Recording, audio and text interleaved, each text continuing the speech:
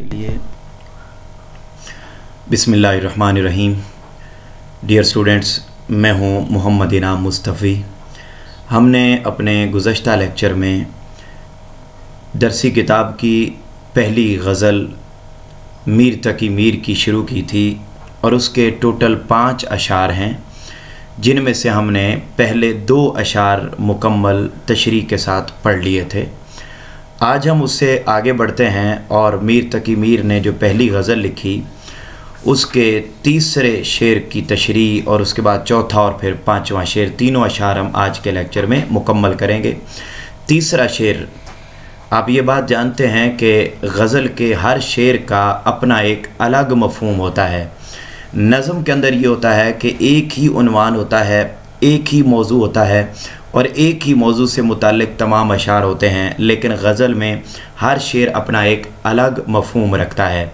अब ये जो तीसरा शेर है, इसके अंदर मीर तकी मीर कहते हैं, हर ज़ख्म जिगर दावरे महशर से हमारा, इंसाफ तलब है तेरी बेदाद गरी का। शायर अपने महबूब से मुखातिब है और महबूब से मुखातिब होकर कहता है कि मेरे महबूब, तेरी तरफ़ से दी गई बेरुखी, जुल्म व सितम और नारवा रवैये के बायस जो मेरे दिल पर ज़ख़म लगते रहे, मेरा दिल तेरी जुदाई में, तेरी बेरुखी में तड़प तड़प कर जो छन्नी होता रहा और ज़ख्मों से चूर होता रहा, क़यामत के दिन अल्लाह ताला से मैं तेरे इन सारे जुल्म व सितम के ख़िलाफ़ इंसाफ तलब करूँगा। यानी इस पूरे शेर के अंदर शायर ने अपनी मोहब्बत और इश्क की कैफ़ियत का ज़िक्र किया है। जब आप इस शेर की तशरीह करेंगे तो मफ़हूम लिखने के बाद दावर माशर, सबसे पहले मानी समझ लीजिए। दावर माशर से मुराद क़यामत के दिन इंसाफ करने वाली ज़ात यानी अल्लाह ताला। बेदाद गरी कहते हैं जुल्म व सितम, यानी महबूब की तरफ से दिए गए जुल्म व सितम।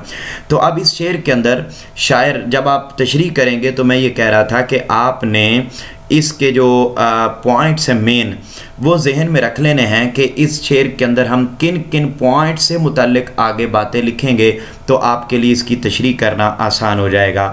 जब आप इसकी तशरीह करेंगे तो सबसे पहले आप मोहब्बत और इश्क की कैफ़ियत का इजहार करेंगे। साफ ज़ाहिर है, जब इंसान को किसी से मोहब्बत हो जाती है तो फिर वो महबूब के दरो दीवार, गली कूचा से भी मोहब्बत करता है और हर लम्हा उसका इंतज़ार करता है, उसकी एक झलक देखने को तरसता और तड़पता है।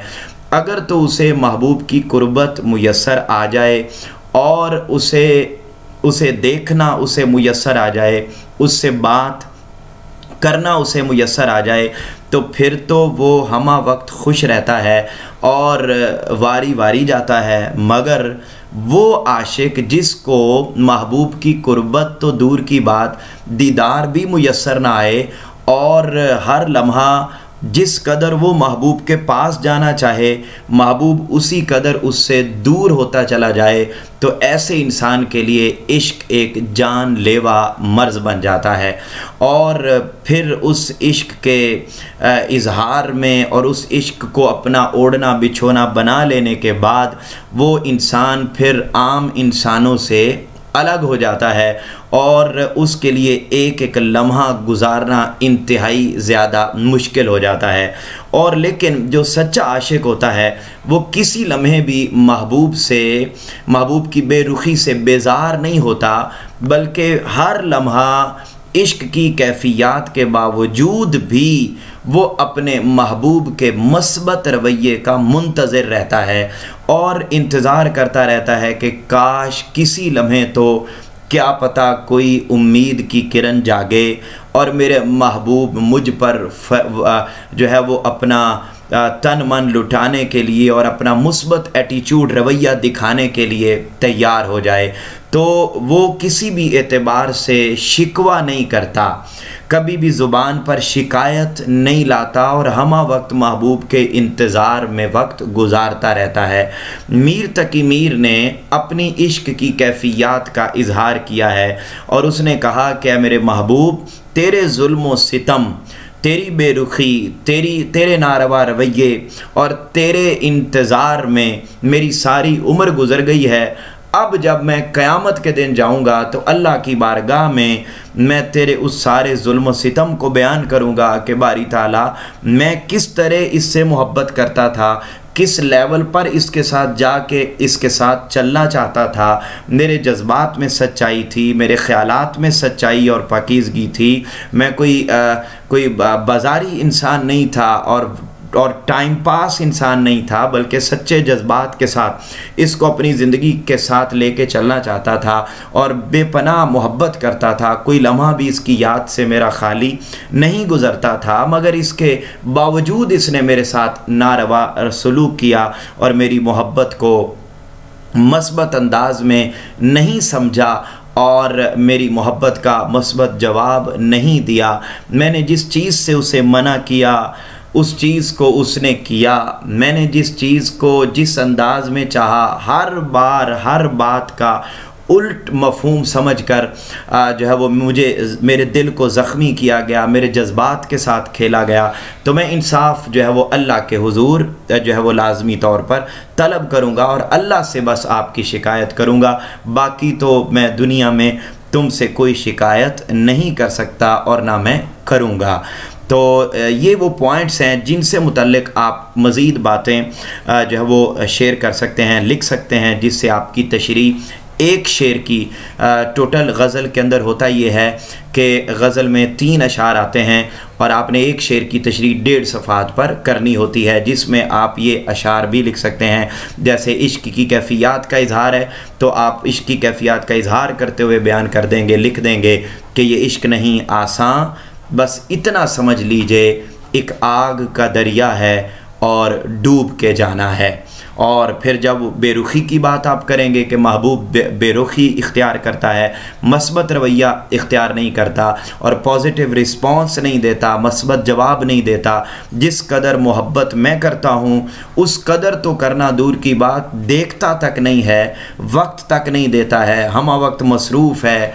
तो उस वक्त की कैफ़ियत को बयान करते हुए आप ये शेर लिख सकते हैं कि इतने ज़ालिम न बनो, कुछ तो मुरव्वत सीखो, इतने ज़ालिम न बनो, इतने ज़ालिम न बनो, कुछ तो मुरव्वत सीखो, इतने ज़ालिम न बनो, कुछ तो मुरव्वत सीखो, तुम पे मरते हैं तो क्या मार ही डालोगे।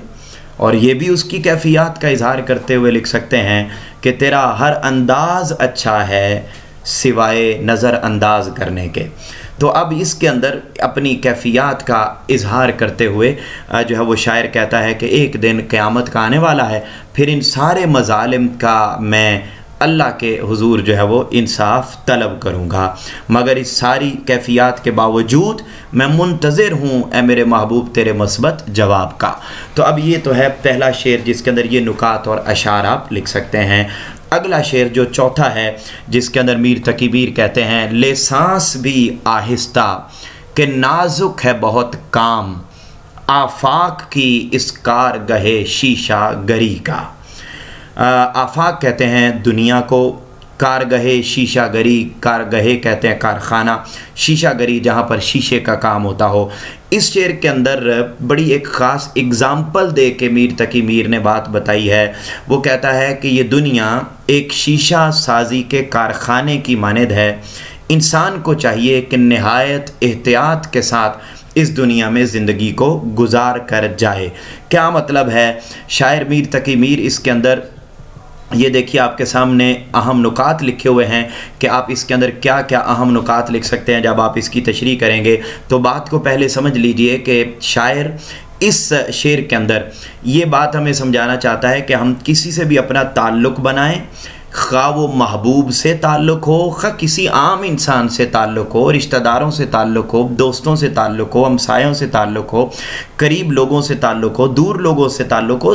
इंसान दुनिया में अपने शबो रोज़ गुजारता है तो एक एक लम्हा वो अपना बड़े एहतियात और मुहतात होकर गुजारे, बड़ा संभल संभल के कदम उठाए, इस अंदाज में ज़िंदगी जिए कि आप आएँ तो लोग मुस्कुराएं और आप जाएं तो लोग आपसे इस कदर मोहब्बत करें कि वो आपकी याद में आंसू बहाएं। किसी का दिल आप ना तोड़ें, किसी से ज़्यादती आप ना करें। अगर महबूब से आपका ताल्लुक़ है तो उससे शिकवा और शिकायत ना करें। अच्छे अंदाज में अपनी ज़िंदगी को बसर करके जाएं, आला कारनामे सरअंजाम देकर आप जाएं। और ये ज़हन में रहना चाहिए कि किसी कदम पर आपकी ज़ात से किसी को तकलीफ़ नहीं पहुंचनी चाहिए। ये जो मिसाल दी ना, शीशा साजी का कारखाना है ये दुनिया, तो आप देखिए ना कि शीशा जिस कारखाने में बनता है वहाँ पहले नंबर पे तो ये ज़हन में रखिए कि शीशा बनाते वक्त बड़ा मज़दूर एहतियात का दामन हाथ से नहीं जाने देते ताकि शीशा प्रॉपर तरीके से बने। फिर नंबर 2, ख़ुद एहतियात इसलिए करते हैं कि अपने आप को नुकसान ना उठाना पड़े, उस ज़ख्मी ना हो जाए, हम तकलीफ़ ना पहुंच जाए। तो ये कहते हैं कि जब इंसान इस दुनिया में अपने शब व रोज़ गुजारे तो पहले नंबर पे तो अल्लाह तबारक व तआला ने इंसान को ख़ुद बड़ा कीमती बनाया है, और फिर इस कीमती इंसान से किसी दूसरे इंसान को किसी भी एतबार से तकलीफ़ नहीं होनी चाहिए। जैसे शीशा बड़ा कीमती अंदाज में बनता है, बड़े मुश्किल मराहिल से गुज़र के बनता है, और फिर मज़दूर उसको बनाते वक्त बड़ा एहतियात से काम लेते हैं ताकि किसी को अपने ज़ात को तकलीफ़ ना पहुंच जाए। तो ये मिसाल देते हुए मीर तकी मीर कहते हैं कि इस दुनिया में इंसान आया बड़ा कीमती बनकर, अब उसे इस दुनिया में रहना भी बड़ा कीमती बनकर चाहिए और बड़ा मुहतात बनकर रहना चाहिए। क्यों? क्योंकि अल्लाह ताला ने उसे अशरफुल मखलूक़ात बनाया है, और फिर क़यामत के दिन हर चीज़ का उससे सवाल किया जाना है। तो चूँकि हर चीज़ का सवाल होना है, अल्लाह पूछेगा ये हाथ दिए थे, हाथों को कहाँ इस्तेमाल किया, ज़ुबान दी थी कैसे इस्तेमाल किया, पाँव दिए थे कैसे इस्तेमाल किए, कान दिए थे क्या सुना। अलगरज़ एक उज़्व के बारे में और फिर दुनिया के शब व रोज़ के बारे में, एक एक चीज़ के बारे में सवाल होगा। लिहाजा हमें मुहतात तरीके से इस दुनिया के अंदर अपनी ज़िंदगी को बसर करना चाहिए।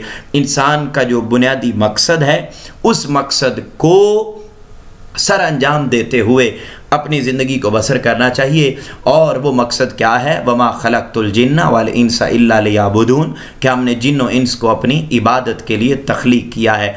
और मुहतात तरीके से ज़िंदगी बसर करना, इस बारे में ताजदार कायनात सल्लल्लाहु अलैहि वसल्लम के बेशुमार जो हैं वो अक़वाल, अहदीस और फ़रामीन मौजूद हैं कि रसूल पाक सल्लल्लाहु अलैहि वसल्लम ने फरमाया मुसलमान वो है जिसके हाथ और ज़ुबान से दूसरा मुसलमान महफूज होता है। अब आप देखिए, ये है एहतियात कि आप मुसलमान ही तब बनते हैं जब आप एहतियात को इख्तियार करते हैं।